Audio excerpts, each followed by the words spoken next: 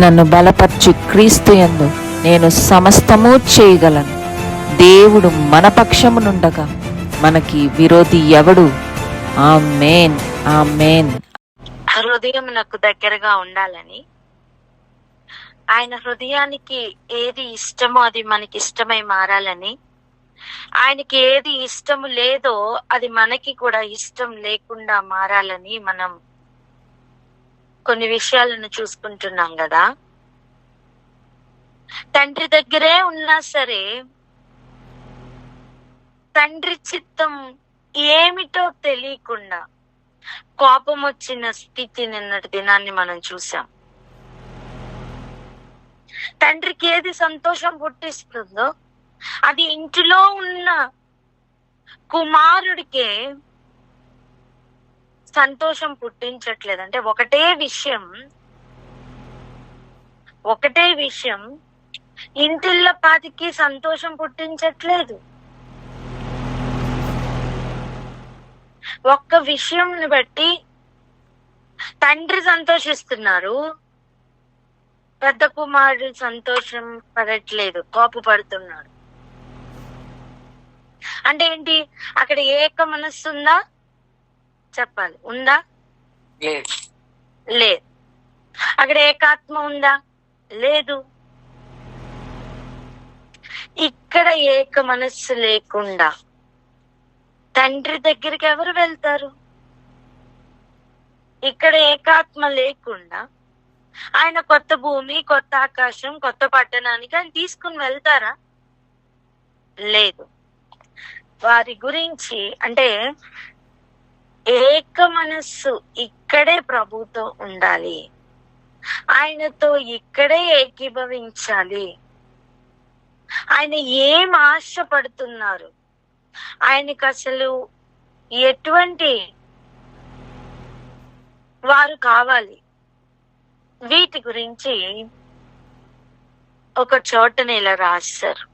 దాని గురించి ఈరోజు మనం ధ్యానించాలి. నిజానికి నిన్నటి దినాన్ని మనం వెళ్ళిన ప్రయాణం ఈ ఏరియాకి చేరడానికే వెళ్ళాం. అందుకే రండి వెళ్దాం. లూకా సువార్త 13వ అధ్యాయం. లూకా సువార్త 13వ అధ్యాయం 1 నుండి 5 వచనాలు మొదటిగా చదువుకుందాం. లూకా సువార్త 13వ అధ్యాయము 1వ వచనం నుండి 5వ వచనం వరకు చదువుకుందండి. పిలాతు గలిలీయులైన కొందరి రక్తము వారి బరులతో కలిపి ఉండెను. ఆ కాలమున అక్కడనున్న కొందరు ఆ సంగతి యేసుతో చెప్పగా ఆయన వారితో ఇట్లనెను, ఈ గలిలీయులు అట్టి హింసలు పొందినందున వారు గలిలీ అందరికంటే పాపులని మీరు తలంచుచున్నారా? కారని మీతో చెప్పుచున్నాను, మీరు మారు మనసు పొందని ఎడల మీరందరూ అలాగే నశింతురు. మరియు సిలోయములోని గోపురము పడి చచ్చిన ఆ 18 మంది యెరూషలేములో కాపురమున్న వారందరికంటే అపరాధులని తలంచుచున్నారా? కారని మీతో చెప్పుచున్నాను, మీరు మారు మనసు పొందని ఎడల మీరందరూ అలాగే నశింతురు. స్తోత్రం. సిలోయము గోపురం దగ్గర జరిగిన సంగతి గాని, గలిలయకు జరిగిన సంగతి గాని యేసు ప్రభు వారు స్వయంగా మాట్లాడుతూ ఉన్నారు. పిలాతు ఏం చేస్తున్నాడట? గలిలీయులైన కొందరి రక్తం వారి బలులతో కలిపాడట. వారు అంటే రోమీయులు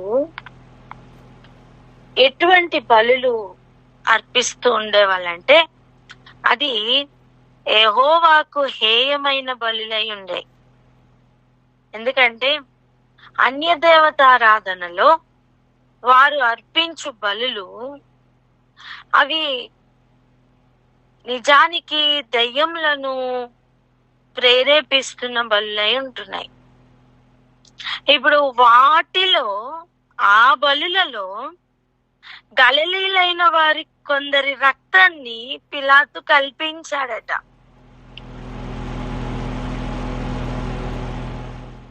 అప్పుడు ఆ సంగతి, ఆ విషయాలు యేసుతో వచ్చే శిష్యులు చెప్తూ ఉన్నారు. అక్కడ ఉన్న కొంతమంది, నీకు తెలుసా ప్రభా ఇలా జరిగింది, పిలాతు అయితే గలిలీల రక్తాన్ని తీసుకుని వెళ్ళి వాళ్ళ బలిలో కలిపాడు అని చెప్తూ ఉన్నప్పుడు, అది కూడా ఎలా చెప్తున్నారంటే ఆ ఫీల్ కొంచెం అర్థం చేసుకోండి. నాతో ఉన్నవారు అందరూ చచ్చిపోయారండి, నేను మాత్రమే బ్రతికాననే ఫీల్ ఉంటది చూసారా చాలా సార్లు.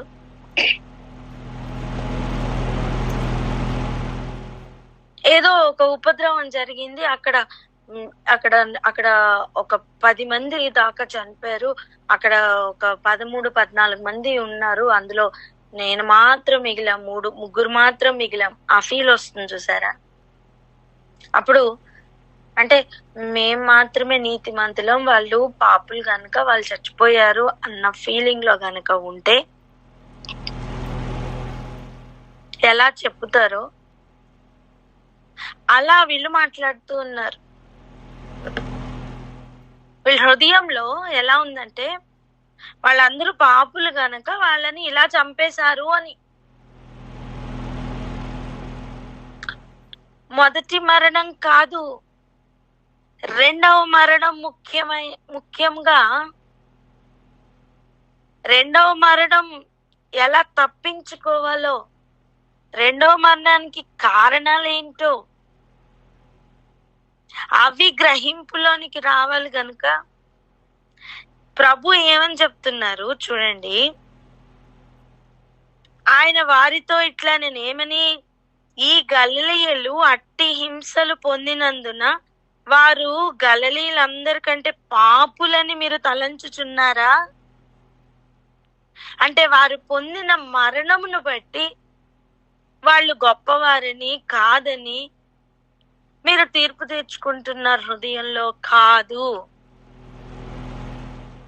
వారు గలిలీలందరికంటే దౌర్భాగ్యులు కాదు. ఒకటో విషయం. రెండో విషయం చూడండి, ధనవంతుడు లాజరు ఉన్నారు కదా, లాజరు చనిపోయాడు, ధనవంతుడు చనిపోయాడు. ఎవరి దహన సంస్కారాలు గాని, ఎవరి ఫ్యూనరల్ కానీ, సమాధి కార్యక్రమాలు కానీ ఏదైనా తీసుకోండి, ఎవరివి ఘనంగా జరిగాయి?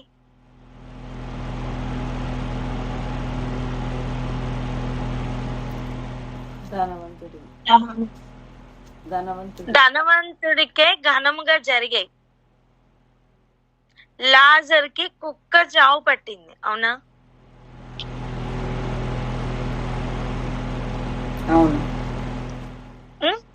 అప్పుడు బయట నుంచి చూస్తున్న మనకి ఏమనిపిస్తుందండి? ఎవరు గనులుగా గొప్పవారిగా కనిపిస్తారు? ధనవంతుడే. కానీ ఎవరు ఎక్కడికి వెళ్ళారో చూడండి, వేదన పొందే స్థలానికి వెళ్ళాడు. మరి ఇక్కడ భూమి మీద ఎలాంటి చావు పొందినా కనీసం తన బాడీని తీయడానికి కూడా ఎవరు లేకపోయినా రంటను మున్సిపాలిటీ వాళ్ళు వచ్చి తీసుకెళ్ళి ఉండొచ్చు. ప్రస్తుతం మన కాలంలో చూస్తే తనకంటూ కనీసం సమాధి కార్యక్రమాలు చేయడానికి ఎవరైనా ఉన్నారో లేదో. ఉండుంటే రోడ్డు మీద ఉండాల్సిన స్థితి ఉండేది కాదుగా. కానీ చూడండి, అక్కడ గనక సమకాలికులు ఉంటే ఎవరిని ఘనంగా చూస్తారు? ఖచ్చితంగా ధనవంతున్నే ఘనంగా చూస్తారు. ఖచ్చితంగా కంపారిజన్ అనేది వస్తుంది. అప్పుడు ఒక పాపిగా, ఒక దరిద్రుడుగా ఎవరు కనిపిస్తారండి? లాజర్ కనిపిస్తాడు. గొప్పవాడిగా, మంచి మాటలు చెప్పాలి అంటే ఎవరి గురించి చెప్తారు? ధనవంతుడి గురించి చెప్తారు. కానీ నిజానికి ఎవరు ఎక్కడికి చేరారో చూడండి. అలా ఇక్కడ ప్రభు ఏం చెప్తున్నారు? ఈ గలిలీయులు అట్టి శ్రమలు, అట్టి హింసలు పొందినందున ఇక్కడ ఉన్న గలిలీయులు అందరికంటే పాపులని అనుకుంటున్నారా మీరు? అంటే వాళ్ళంత పాపిష్టోళ్ళు గనుక వాళ్ళకి ఎలాంటి చావు పట్టింది అనుకుంటున్నారా? కాదు. యాటిట్యూడ్ లో మార్పులు రావాలి. చెప్పండి అన్నమాట. యాటిట్యూడ్ లో మార్పులు రావాలి. ఒక్కొక్కరికి ఒక్కొక్క పరిస్థితి ఉన్నది అంటే అది వాళ్ళు పాపం చేసినందువల్ల మాత్రం కాదండి. శిష్యులు ఒకనాడు అడుగుతున్నారు ప్రభుని, ఒక గుడ్డివాడిని చూసి, వీడు గుడ్డివాడే ఎందుకున్నాడు ప్రభా?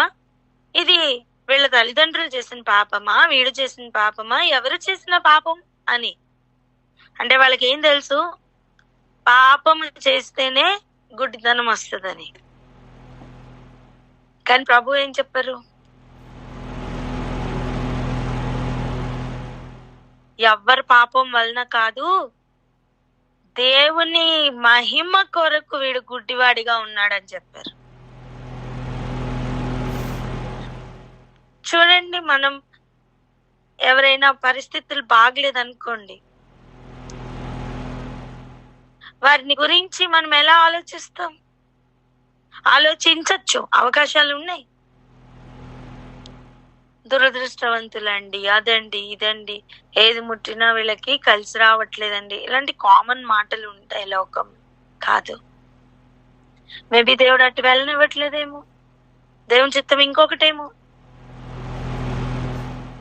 రెండోది, ఒక హింస, ఒక శ్రమ కలుగుతుంది అంటే వారు నలగొట్టబడుతున్నారు, వారు దీన స్థితిలో ఉన్నారు అంటే దేవుడు వారిని గణపరచడానికి అలా పెట్టారేమో. కారణం ఏంటో తెలియకుండా మాట్లాడకూడదు. అండ్ అందరికంటే పాపం చేశారు గనుక వారికి అటువంటి దీన స్థితి ఉంది అనుకోవద్దు. ఖచ్చితంగా ఈ లోకంలో దీనులైన వారు ఖచ్చితంగా వాళ్ళు ఏంటండి, అక్కడ గనులే. ఇక్కడ ఘనం లేని వారు ఘనహీనులు, అక్కడ ఘనులే అని చెప్పుతూనే ప్యారలల్ గా అక్కడున్న వారి పరిస్థితి కూడా చెప్తున్నారు. చూడండి, మీరు మారు మనస్సు పొందని ఎడల ఏమవుతారు? మీరందరూ అలాగే నశింతురు. ఇక్కడ చెప్తున్న మాట ఏంటి? మీరు మారు మనస్సు పొందితే జీవ గ్రంథంలో మీ పేర్లు రాయబడతాయి. ఒకవేళ మీరు మారు మనస్సు పొందకపోతే జీవ గ్రంథంలో పేర్లు ఉండవు. జీవ గ్రంథంలో పేర్లు ఉండకపోతే ఎక్కడికి ప్రవేశం ఉండదు? చెప్పాలి.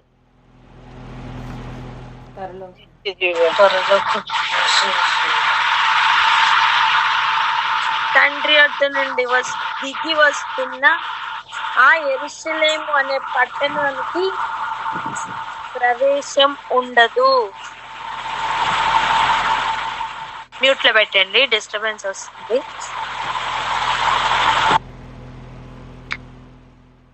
ఆన్సర్ చెప్పి మళ్ళీ వెంటనే మ్యూట్ లోకి వెళ్ళిపోదాం. ఇది మనం అలవాటు చేసుకుందాం. ఇంకా చూడండి, మళ్ళా ఏం చెప్తున్నారు? ఇంకొక ఇన్సిడెంట్ మళ్ళీ చెప్తున్నారు. సిలోయమను గోపురం పడి చచ్చిన ఆ 18 మంది ఉన్నారు కదా, అంటే యెరూషలేములో ఈ కార్యం జరిగింది, ఈ కీడు జరిగింది కనుక అందులో చనిపోయిన వారు. ఇప్పుడు కరోనా వచ్చిందండి మన కాలంలో. కరోనాలో మనతో పాటు మనం చూస్తుండగానే బోల్డ్ మంది చనిపోయారు. మన పక్కింటో వాళ్ళు లేదో వేరే ఎవరు చనిపోతూ ఉన్నారు కదా. దాని అర్థం ఏంటి? వాళ్ళు పాపులు, వాళ్ళు దేవునికి ఇష్టలుగా లేరు అందుకే చచ్చిపోయారా? కాదు, అలా అనుకోవద్దు. అక్కడ ఏం చెప్తున్నారు మళ్ళీ చూడండి, మళ్ళీ అక్కడ ఏం చెప్తున్నారు? యెరూషలేములో కాపురం ఉన్న వారందరికంటే అపరాధులని తలంచుచున్నారా? ఇప్పుడు పైన దాని ప్రకారం ఇంకొక ట్యాగ్ లైన్ రావాలి అక్కడ. ఏంటది? కారణి మీతో చెప్పుచున్నాను, మీరు మారు మనసు పొందని ఎడల మీరందరూ అలాగే నశింతురు.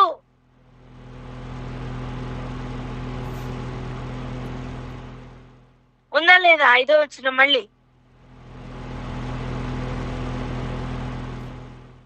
కారని మీతో చెప్పుచున్నాను అన్నాక అక్కడ మళ్ళీ ఉందా లేదా చూడండి. మీరు మారు మనస్సు పొందని ఎడల మీరందరూ అలాగే నశింతురు. ఉందా లేదా?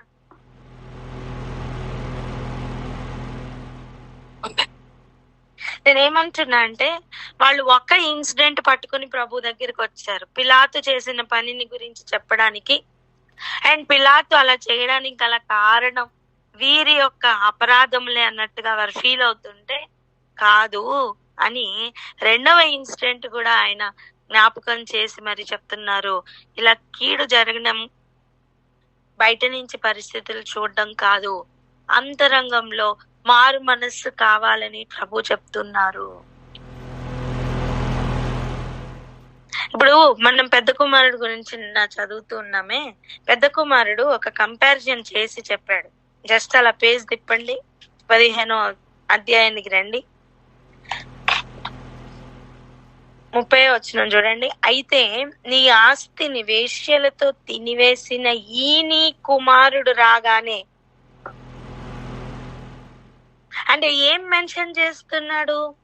తాను చేసిన పాపమును మెన్షన్ చేస్తున్నాడు. మీకు విషయం చెప్తున్నా, ఏ సమయం అయితే పందుల పొట్టు దగ్గర పందుల పొట్టు తింటూ పశ్చాత్తాపడి మార్గం అంతా కూడా తన హృదయాన్ని మార్చుకొని తన జీవితాన్ని మార్చుకొని తండ్రి చింతకు మరలా చేరాడు, ఆ క్షణమే తనకును తన పాపములకును కుడికి ఎడమకు ఉన్నంత దూరం అయిపోయింది.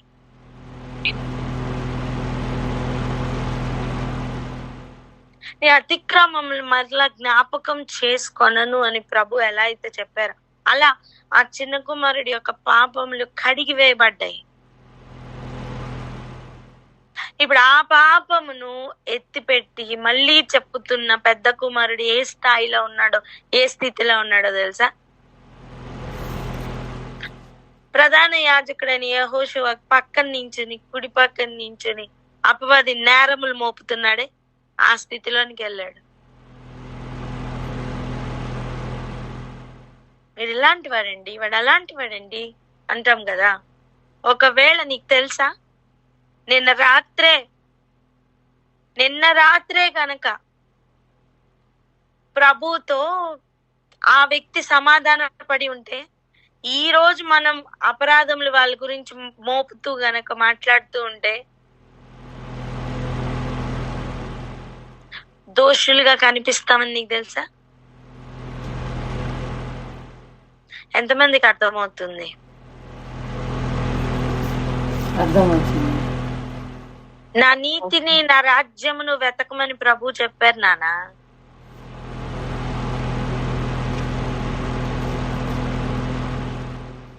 ఒక వ్యక్తి బేసిక్ నీడ్స్ కోసం ఎలా రోజు వెతుక్కుంటారో, ఏం తినాలి, ఏం కట్టుకోవాలి, ఏం చేయాలి, ఇవన్నీ ఎలా అయితే డైలీ ఉండే ఆలోచనలో దాన్ని రీప్లేస్ చేస్తూ ఆయన నీతిని రాజ్యంను వెతకమన్నారు.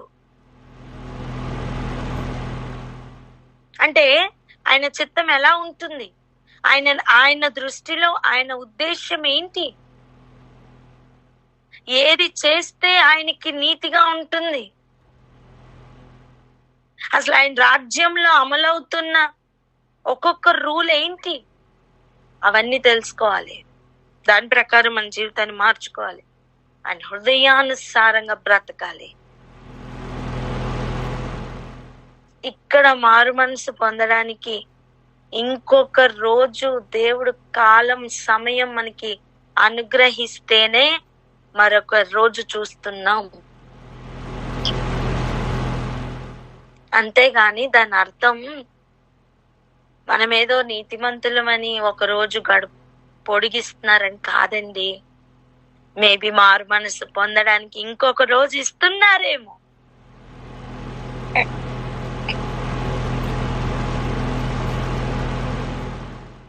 ఎవ్వరి అతిక్రమముల గురించి మనం మాట్లాడడానికి ప్రభుకి ఇష్టం లేదు. సెల్ఫ్ చెక్ చేసుకోవడం మాత్రమే ప్రభుకి కావాలి. ఎంతమందికి అర్థమవుతుంది? డైరెక్ట్ వర్డ్ అండి. వాళ్ళు అలా చేస్తారు, వీళ్ళు ఇలా చేస్తారు, అలా చెప్పుకోవడానికి మనం లేం. అలా చేశారని నీకు కనిపిస్తుందా? నువ్వు అలా చేయకుండా జాగ్రత్త పడు.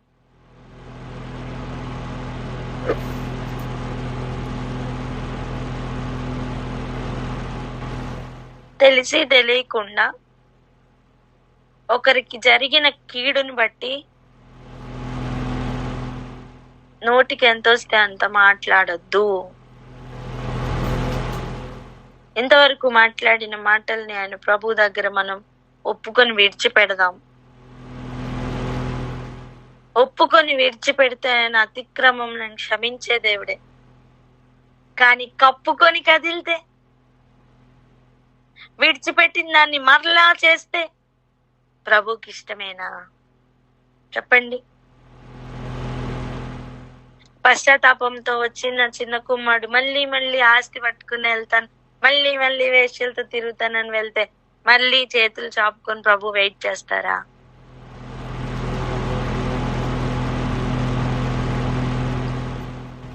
కొంచెం ఆలోచన చేద్దాం. ఇక్కడే ఆగి ప్రార్థన చేద్దాం. ఎవరైనా ప్రార్థన అందుకోండి.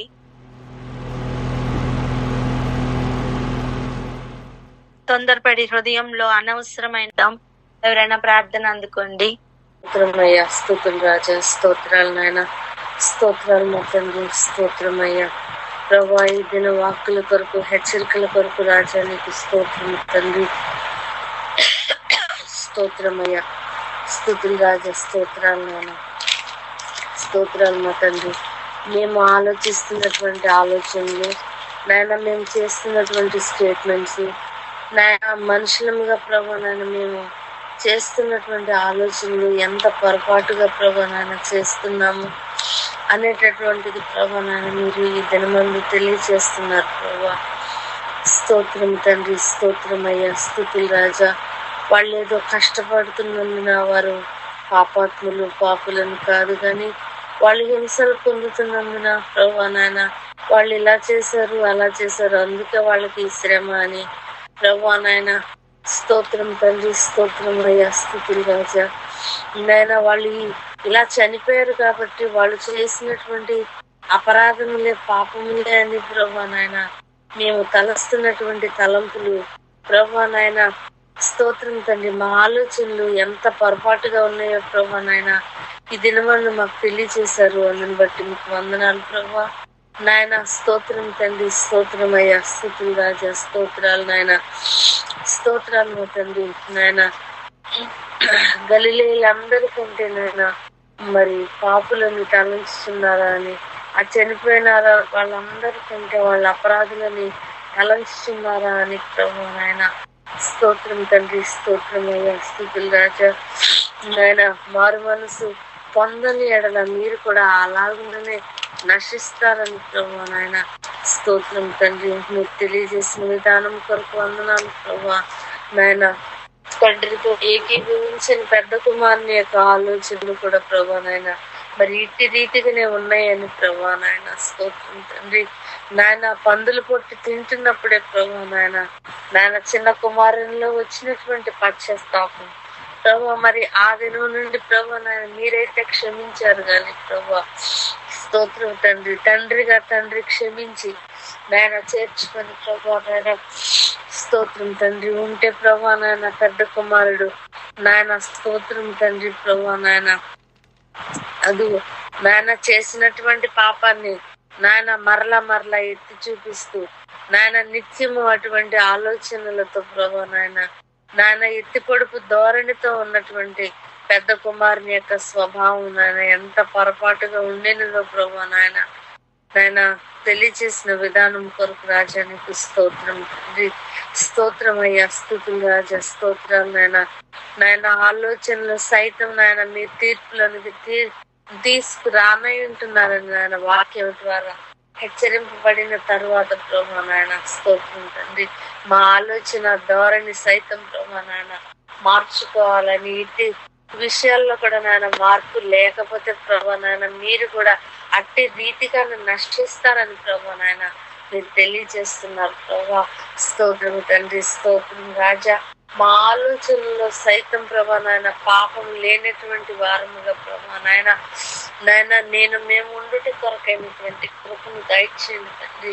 నాయన ఆలోచనలో సైతం ప్రభా నాయన శుద్ధీకరణ నాయన మీరు కోరుకుంటున్నారు ప్రభా. స్తోత్రం తండ్రి, స్తోత్రం అయ్యా. స్తుతులు రాజా, స్తోత్రాలు నాయన. ఇటువంటి తప్పుడు స్టేట్మెంట్స్ కి ప్రభా నాయన తావు లేకుండా ప్రభా నాయన మీరే ప్రభా నాయన మీ బిడ్డలైనటువంటి వారిని క్షమిస్తుంటే ప్రభా నాయన మేము ఎంతటి మాత్రపు వారం నాయన. స్తోత్రం తండ్రి, స్తోత్రం అయ్యా. స్తుతులు రాజా, స్తోత్రాలు నాయన, స్తోత్రాలు తండ్రి. మీరే బ్రతకనిస్తుంటే, మీరే ఉండనిస్తుంటే, మీరే క్షమిస్తుంటే ప్రభా నాయన మధ్యలో మేమెవరం ప్రభు నాయన. వాళ్ళు ఇలాంటి వాళ్ళు అలాంటి వాళ్ళని తీర్పు తెచ్చుదానికి తండ్రి. స్తోత్రం అయ్యా, స్తుతులు రాజా, స్తోత్రాలు నాయన. స్తోత్రం తండ్రి ప్రభా. ఇటు స్టేట్మెంట్స్ ఇటు ఆలోచనలకు నాయన స్తోత్రం తండ్రి ప్రభా నాయన. స్వస్తి పలికి స్వస్తి చెప్పి ప్రభా నాయన స్తోత్రం తండ్రి ప్రభా నాయన. మా ఆలోచనలు అన్ని ప్రభా నాయన నీతో నింపబట్టడానికి సహాయం దయచేయండి. నీకు వందనాలు ప్రభా.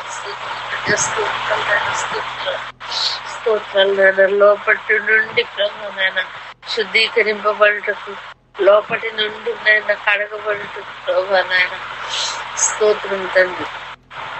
అట్టి పరిశుద్ధతను ప్రభా నాయన స్తోత్రం తండ్రి మీరే మా అందరికి అనుగ్రహించండి. యేసే పరిశుద్ధ నామములో ప్రార్థించి వేడుకొని పొంది ఉన్నాం మా ప్రియ పరలోక తండ్రి. ఆమేన్. ఆమేన్. ఈ విషయం హృదయం లోపలికి వెళ్ళి ఆ ఆలోచన విధానంను మార్చడం కోసం అసలు ఏం జరుగుతుందో వాస్తవానికి మనం బ్రతికి ఉండడానికి, ఒక్కొక్క సంవత్సరం మనకి పొడిగింపబడడానికి, ఒక్కొక్క రోజు మనకి దేవుడు ఎందుకు దయచేస్తున్నారో, ఎలా దయచేస్తుంటే మనకి ఒక రోజు అనేది మనం తెల్లవారుజామున దానిని ఎదుర్కొంటున్నామో ప్రభు క్లియర్ గా చెప్పారండి. ఎందుకు చెప్పారో తెలుసా? ఏమని చెప్పారో తెలుసా? రండి చూద్దాం ఇప్పుడు. మరియు 6వ వచనం చూడండి. ఆయన వారితో ఈ ఉపమానం చెప్పాను. దేనికి? పైన ఉన్న మనస్తత్వం మారడానికి.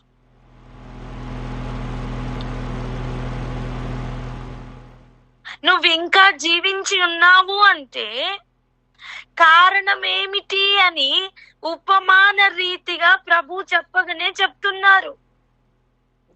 ఏం చెప్తున్నారో ఈరోజు చూద్దాం. చదువుదాం 6వ వచనం నుండి 9వ వచనం వరకు.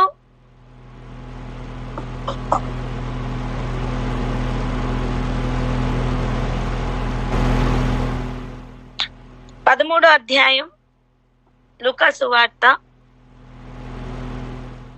దయచేసి చదవండి 6 నుంచి 9 వరకు. లూకా సువార్త 13వ అధ్యాయం 6వ వచనం 9వ వచనం వరకు చదువుకుందాం అండి. మరియు ఆయన వారితో ఈ ఉపమానం చెప్పాను. ఒక మనుష్యుని ద్రాక్ష తోటలో అంజూరపు చెట్టు ఒకటి నాటబడి ఉండెను. అతడు దాని పండ్లు వెతక వచ్చినప్పుడు ఏమీ దొరకలేదు. కనుక అతడు, ఇదిగో 3 ఏండ్ల నుండి నేను ఈ అంజూరపు చెట్టు నా పండ్లు వెతక వచ్చుచున్నాను గాని ఏమీ దొరకలేదు. దీనిని నరికివేయుము, దీని వలన ఈ భూమియు ఏల వ్యర్థమైపోవాలనని ద్రాక్ష తోటమాలితో చెప్పాను. అయితే వాడు, అయ్యా, నేను దాని చుట్టూ త్రవ్వి ఎరువు వేయమట్టుకు ఈ సంవత్సరం కూడా ఉండనిమ్ము. అది ఫలించినా సరి, లేని ఎడల నరికించి వేయమని అతనితో చెప్పాను. ఈ ఉపమానం చెప్పారండి. ఏమని చెప్తున్నారు? జాగ్రత్తగా గమనిద్దాం. ఒక మనుష్యుని ద్రాక్ష తోటలో అంజూరపు చెట్టు ఒకటి ఉండేనట, నాటబడి ఉండేనట. అతడు దాని పండ్లు వెతక వచ్చినప్పుడు ఏమీ దొరకలేదు. ఎవరు వచ్చారు? ఒక మనుష్యుడు అంటే ఆ స్థానంలో తండ్రి అయిన దేవుడు ఉంటున్నారు. తన తోటలో ఉన్న అంజూరపు చెట్టుకి పండ్లు వెతకడానికి వచ్చారట. ఏమీ దొరకలేదట. గనుక అతడు, ఇదిగో 3 ఏండ్ల నుండి నేను ఈ అంజూరపు చెట్టు నా పండ్లు వెతకవచ్చుచున్నాను, కానీ ఏమీ దొరకలేదు. అర్థం, 3 ఏండ్ల నుండి కూడా ఆయన ఎప్పుడు వస్తున్నారో తెలీదు. వస్తూ వెయిట్ చేస్తూ పండు వెతుకుతూ, వస్తూ వెయిట్ చేస్తూ పండు వెతుకుతూ ఉన్నారట. కానీ ఒక సమయం వచ్చింది, దీనిని నరికి వేయమని చెప్తున్నారు. ఇంకొక మాట ఏమంటున్నారు చూసారా, దీని వలన ఈ భూమి ఎందుకు వ్యర్థమైపోవాలి, ఈ ప్లేస్ లో ఇంకొక చెట్టు ఉండొచ్చు కదా, అది ఫలిస్తుంది కదా అని అంటుంటే, ఆ తోటమాలి వేరు, యజమానుడు వేరు. అవునా కదా చెప్పండి.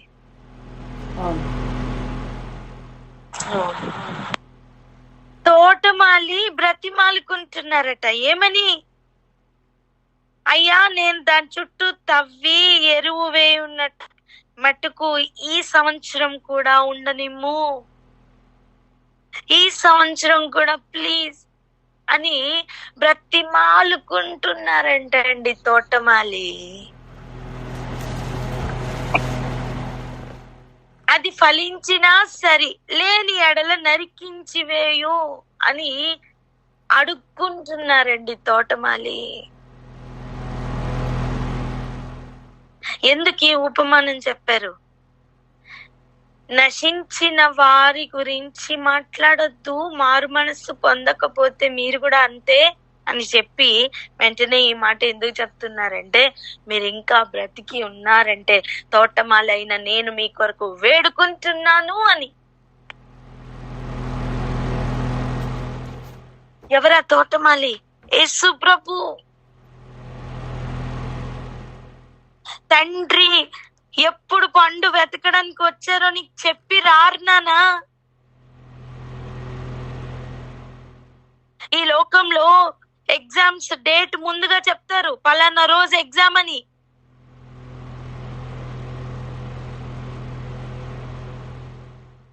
ఈ లోకంలో ఒక నోటిఫికేషన్ పడచ్చు, లేదా నువ్వు ముందే తెలుసు అకాడమిక్ ఇయర్ ఎప్పుడు కంప్లీట్ అవుతుందో నీకు తెలుసు, నీకు స్లిప్ టెస్ట్ ఎప్పుడు ఉంటుందో తెలుసు, నీకు ఫైనల్ ఎగ్జామ్ ఎప్పుడు ఉంటుందో తెలుసు. కానీ భూమి మీద నీకు ఉన్న కాలం అంతా కూడా పరీక్షా కాలమే. ప్రతి ఒక్కరిలోనూ ప్రభువు పండ్లు వెతుకుతున్నారు, ఫలం వెతుకుతున్నారు. ఏమండి, ఫలం అంటే ఏంటి? ఫలం అంటే ఏంటి?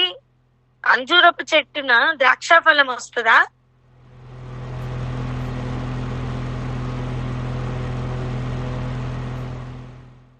అంజూరపు చెట్టు ద్రాక్ష తోటలో ఉన్నంత మాత్రాన ద్రాక్ష పండ్లు కాస్తాయా అండి?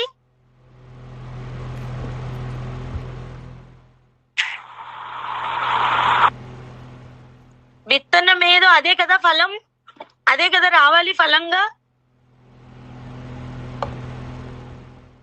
మనం ఈ లోకంలో ఉన్నాం కదా, వాక్యం, రాజ్యమును గురించిన వాక్యము హృదయంలో విత్తబడుతుంది. ఆ వాక్యము మన లోపల నుంచి రాకపోతే అది ఫలం ఎలా అవుతుంది? నువ్వు గోధుమ గింజ నాటావు, నువ్వు ఫలంలో ఏం ఎక్స్పెక్ట్ చేస్తున్నావు? గోధుమ గింజ కాదా? తండ్రి అయిన దేవుడు మనల్లో యేసు ప్రభు ద్వారా దీర్ఘశాంతాన్ని నాటుతున్నారు కదా, మరి అది ఫలంగా బయటికి రావద్దా? మంచితనాన్ని నాటుతున్నారే, అది ఫలంగా మనలో నుంచి బయటికి రావద్దా? ప్రేమ నాటుతున్నారే, మరి ప్రేమ రాకుండా బయటికి కోపం ఎందుకు వస్తుంది? అప్పుడు మనం దుర్బీజులు కాదా?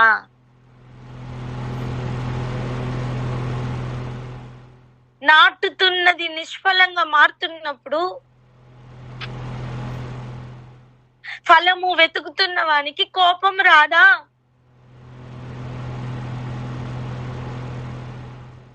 వచ్చినప్పుడు చెప్తున్న మాటే నరికించి వేయమని.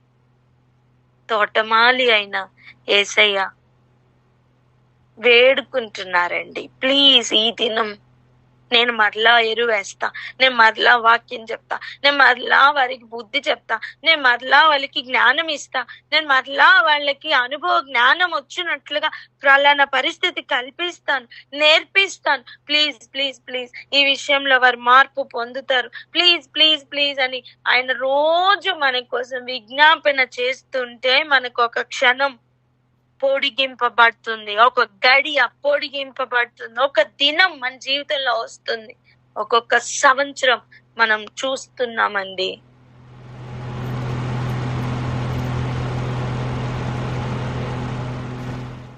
అరే నువ్వు గడుపుతున్న ఒక రోజు విలువ ఈరోజు తెలుసుకోవాలి మనం. ఒక్కొక్క క్షణం మనం నశించిపోకుండా ఉంటున్నామంటే ఎన్ని ప్రయాణాలు చేస్తున్నాము, ఎన్ని యాక్సిడెంట్స్ ఎంత మందికి అవుతున్నాయండి. ఎందుకు మనల్ని దేవుడు కాపాడుతున్నారు అంటే కారణం ఒక్కటే, ఇంకా మార్పు పొందుతామని, ఫలిస్తామని, మారు మనస్సును మాత్రమే ప్రభు ఎక్స్పెక్ట్ చేస్తున్నారు. యేసు ప్రభు రాగానే పరిచర్య ప్రారంభించగానే చెప్తున్న బోధ ఒక్కటే, పరలోక రాజ్యం సమీపించింది, మారు మనస్సు పొందండి.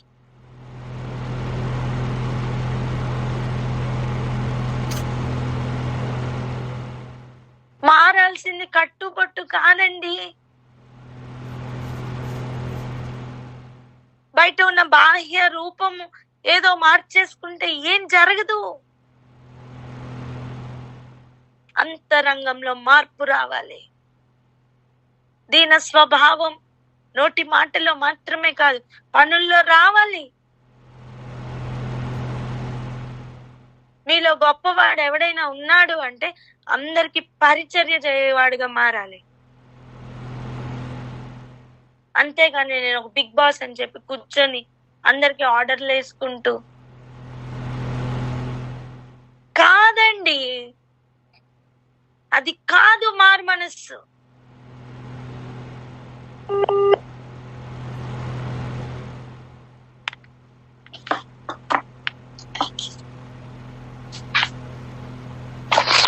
ఎంతమందికి అర్థమవుతుంది?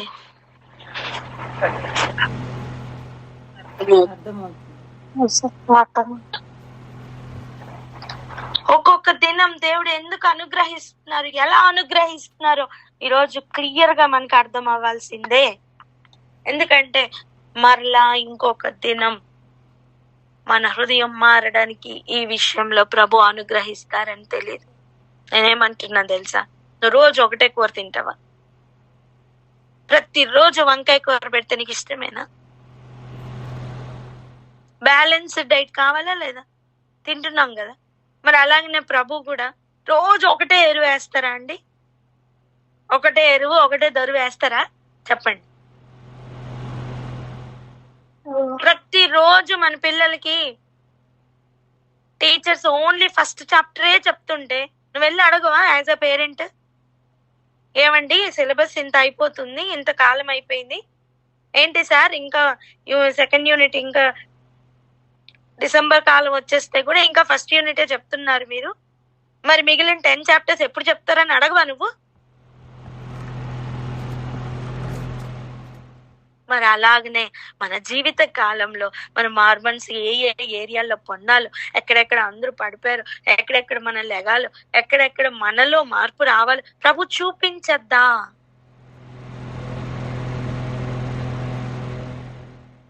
ఉదయం టీచర్ ఏది చెప్పారో సాయంత్రానికంతా అది చదవాలని పిల్లలకు నేర్పిస్తున్నాం మనం. మరి ఉదయం ఏ వాక్యం వింటున్నామో అది జీవితంలో మార్పు రావద్దా? మనకి మార్పు పొందుతామనే ప్రభు ఎరువు వేస్తున్నారు. అలా ఎరువు వేయడానికే ప్రభు బ్రతిమాలుకుంటున్నారు. ప్లీజ్ ప్రభువా, నేను నా బిడ్డలకి నీ ఏర్పాట్లో ఉన్న వారికి, నువ్వు నాకు అనుగ్రహించిన వారికి అంతము వరకు నేను ప్రేమించి వారికి నేను మరలా వాక్యము, ఎరువు, దరువు అన్ని వేస్తున్నాను.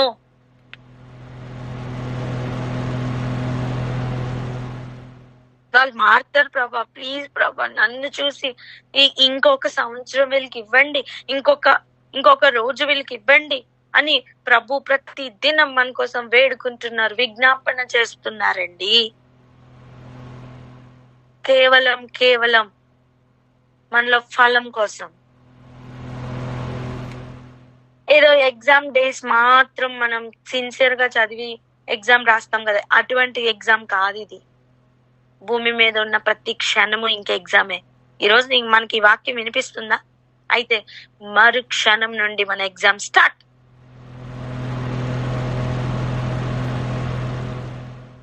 ఎన్ని దినాలు ఒకటే పాఠం నేర్చుకోవాలి మనం, ఇంకా చాలా నేర్చుకోవాలి. సో ఈ ఏరియాలో మనం సెట్ అయిపోదాం. ఒకరితో ఒకరు చెప్పండి ప్లీజ్, ఈ ఏరియాలో మనం సెట్ అవుదామని. ఈ ఏరియాలో మనం సెట్ అవుదాం.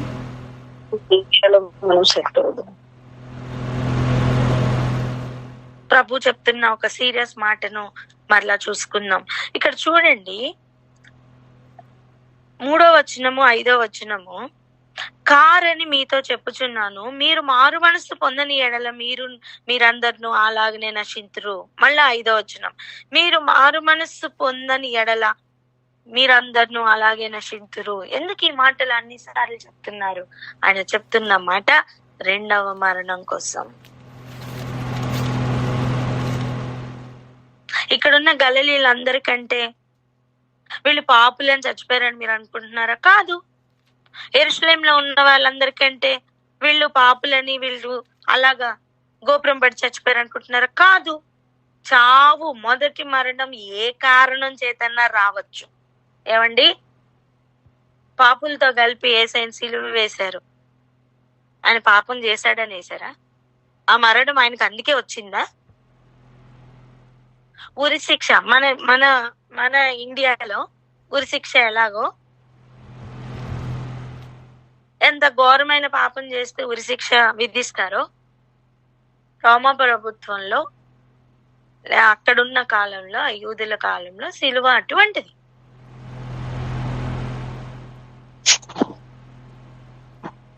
అది బండిపోటు దొంగలకి, ఇంకా మారరు అన్న వాళ్ళకి విధిస్తున్న శిక్ష అండి. వీళ్ళ చూపుని బట్టి మనం మాట్లాడకూడదు అని ప్రభు అక్కడ హెచ్చరించడం మాత్రమే కాదు, మారు మనసు పొందకపోతే పొందబోతున్న తీర్పు కూడా అలాగే ఉంటదని అర్థం. జీవ గ్రంథంలో ఎవరి పేరైతే కనబడదో వారు రెండవ మరణానికి వెళ్ళిపోతారని చెప్పారు. జీవ గ్రంథంలో ఎవరి పేర్లు ఉండవని చెప్పారు. ప్రకటన గ్రంథం 21వ అధ్యాయం లాస్ట్ వచనం చదవండి.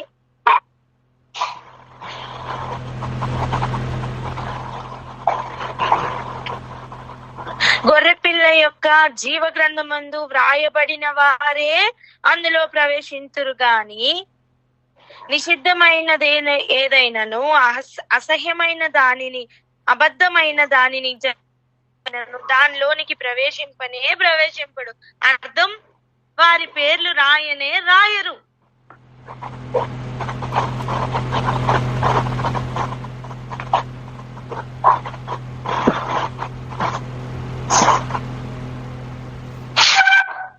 అసహ్యమైన దాన్ని జరిగిస్తున్న వారి పేర్లు అందులో ఉండవు.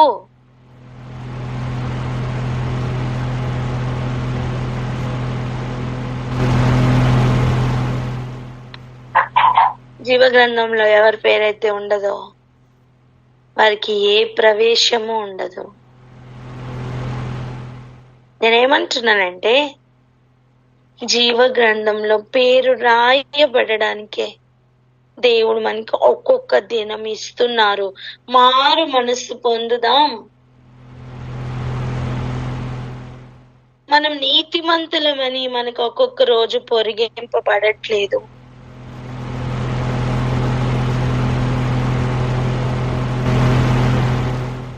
మాటలో, చూపులో, ప్రవర్తనలో, అన్ని విషయాల్లో మార్పు పొందుదాం. లోపల చేదైనవే తీసేద్దాం. ఏ వ్యక్తిని కూడా చూసి మరి ఎలా చేశారు, అందుకే వీళ్ళకి ఎలా అయింది అనొద్దు. మనం ఆ వ్యక్తి కూడా మారాలని వాళ్ళకి దేవుడు ఆ ఎరువు వేస్తున్నారేమో.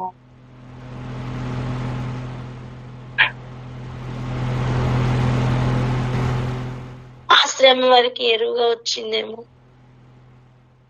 లేదా ఆ ఉన్నతమైన స్థితి వాళ్ళకి ఎరువుగా వచ్చిందేమో. అన్ని మొక్కలకి ఒకటే ఎరువు దేవుడు వెయ్యరు కదా. ఏ మొక్కకు తగిన ఎరువు ఆయన వేస్తున్నారేమో.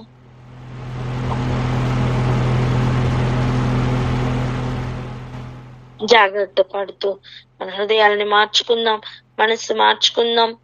మారు మనసు పొందిన ఫలం ఏదైతే ప్రభు వెతుకుతున్నారో ఆ ఫలం ఫలించడానికి ప్రయాస పడదాం.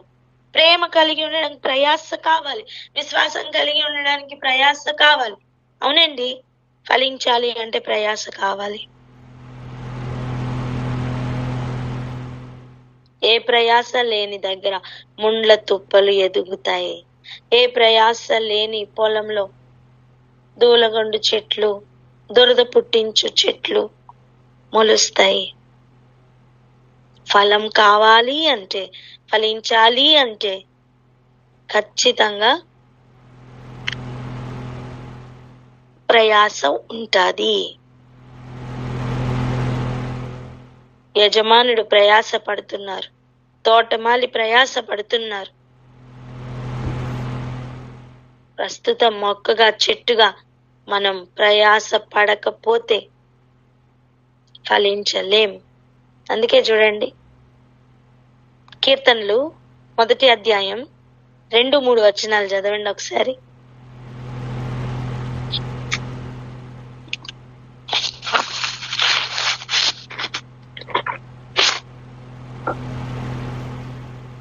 ఉన్నారా మేడం? ఒకసారి చెప్పండి రిఫరెన్స్. కీర్తనలు 1వ అధ్యాయం 2-3 వచనాలు చదవరా? కీర్తనలు 1వ అధ్యాయం 2-3 వచనాలు. యెహోవా ధర్మశాస్త్రం నందు ఆనందించుచు దివారాత్రము దానిని ధ్యానించువాడు ధన్యుడు. అతడు నీటి కాలువల ఎవరను నాటబడినదై ఆకు వాడక తన కాలమందు ఫలమిచ్చు చెట్టు వలె నుండును. అతడు చేయునదంతయు సఫలమగును. ఆమేన్. ఏంటండి ఇది? ఎరువు. ధర్మశాస్త్రమును దీవారాత్రములు ధ్యానిస్తూ ఆనందిస్తూ ఉండడం ఎరువు, వాక్యం. వాడు ఎలా నాటబడిన వాడై ఉంటాడు? ఆకు వాడక తన కాలమందు ఫలమిస్తున్న చెట్టు వలె ఉంటాడు. అర్థం, తండ్రి అయిన దేవుడు ఏ సమయంలో ఫలం వెతకడానికి వచ్చినా వాడు ఫలిస్తూనే ఉంటాడు. కనీసం మన ఆకు కూడా వాడిపోదండి. ఎంత గొప్ప ధన్యత!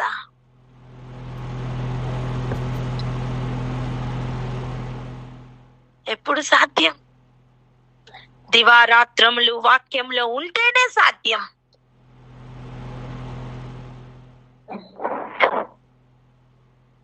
గ్రహించి ప్రార్థనలోకి వెళ్దాం అక్క.